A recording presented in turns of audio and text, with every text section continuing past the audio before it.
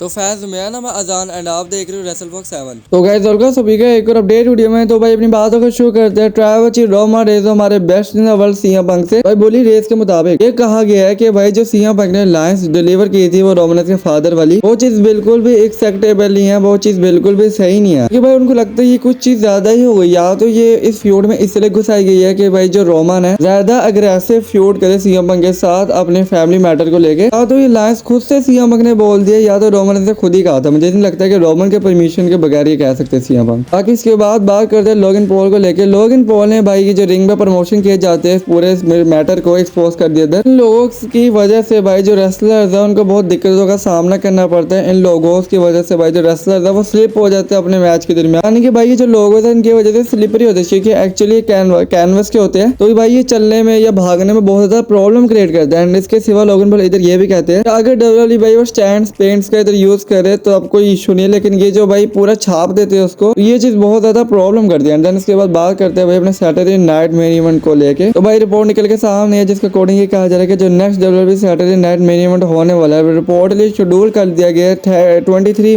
मई के लिए, यानी कि 23 मई को हमें एक सैटरडे नाइट मेन इवेंट का शो देखने को मिलेगा। बाकी भाई इधर एक और रिपोर्ट निकल के सामने है जिसके अकॉर्डिंग ये कहा जा रहा है कि रेसलमेनिया 42 की नाइट 1 एंड नाइट 2 दोनों रातों के अंदर हमें 14 मैचेस देखने को मिलेंगे, यानी कि नाइट 1 के अंदर 7 मैचेस एंड नाइट 2 के अंदर भी 7 मैचेस। बाकी इसके बाद एक और रिपोर्ट निकल के सामने है जो कि रोड डॉग को लेके सामने आई है। जो रोड डॉग है वो डिपार्टेड कर चुके हुए डब्ल्यूडब्ल्यूई से। जी हाँ, इधर मेरे ख्याल से अलहदा हो चुके हुए। बाकी भाई इससे तो यानी कि क्या लेना देना, वो थे भी तो क्या ही फर्क पड़ता था, उनकी स्टोरी तो वैसे भी मुझे बेकार ही दिखती थी। बाकी भाई इधर एक और मस्त रिपोर्ट निकल के सामने आई है जो कि मैट रीडर की तरफ से। एक्चुअली जो मैट रीडर है उन्होंने ब्रॉक लेसनर के बारे में क्या कहा है, वो कहता है कि भाई ब्रॉक लेसनर ने मुझे कह दिया कि भाई मैं तो ऐसा मैच ही नहीं करना चाहता, तू मुझे अपनी शक्ल भी नहीं दिखाया कर। तो वैसे तो भाई मैट रीडर चीज को डिजर्व करते हैं मेरे ख्याल से। ब्रॉक लेसनर ने तो जो भी कहा सही कहा। बाकी इसके बाद एक और रिपोर्ट निकल के सामने है जो कि सीएम पंक को लेके है। ये जो आइडिया है दहलोजन को वापस लाने का ये सीएम पंक ने फैलाया। जी हाँ, सीएम पंक चाहते थे कि दहलोजन डब्ल्यूडब्ल्यूई के अंदर वापस है। भाई सीएम पंक यानी कि क्या ही करते किस बंदे को वापस ले आया, यानी कि समझ सकते हो कि सीएम पंक की वजह से क्रिस जेरिको का मारा गया है। रिटर्न। बाकी इसके बाद अब ये भी चीज देख सकते हो कि आज जो स्मैकडाउन के अंदर बोरिंग रोड जीत चुके हैं दोबारा भाई। इसकी यानी कि कितनी ज्यादा भयंकर बिस्ती हुई है फैंस की तरफ से, यानी कि 17,000 सिर्फ लाइक और 55,000 के अराउंड डिसलाइक है। ये है आपके वर्ल्ड चैंपियन की औकात, ये है भाई इसकी वर्थ, यानी कि कोई पसंद ही नहीं कर रहा। भाई जबरदस्ती जिताए जा रहे हो और कब तक रोमन से सेव करोगे, आखिर रोमन से पाला तो पड़ना इस बंदे का। बाकी इसके बाद बात कर लेते हैं अपने शो के मेन इवेंट को लेके, और शो के नहीं रेसलमेनिया 42 की नाइट 1 के मेन इवेंट को लेके। Actually Randy Orton versus Cody Rhodes के मैच के बारे में मैं खुद की ओपिनियन को शेयर करना चाहता हूँ। एक्चुअली ये मैच हो रहा है तो मुझे लगता है ये अब बेस्ट डिसीजन होगा केविन ओवेंस को वापस लाने का, क्योंकि आपको पता है भाई हर मैच की एंडिंग जो है कोडी के फेवर में जाती है, चाहे वो किसी के अगेंस्ट भी क्यों ना हो, चाहे बस रोमन को छोड़ के। बाकी तो कोडी हमेशा भाई यानी कि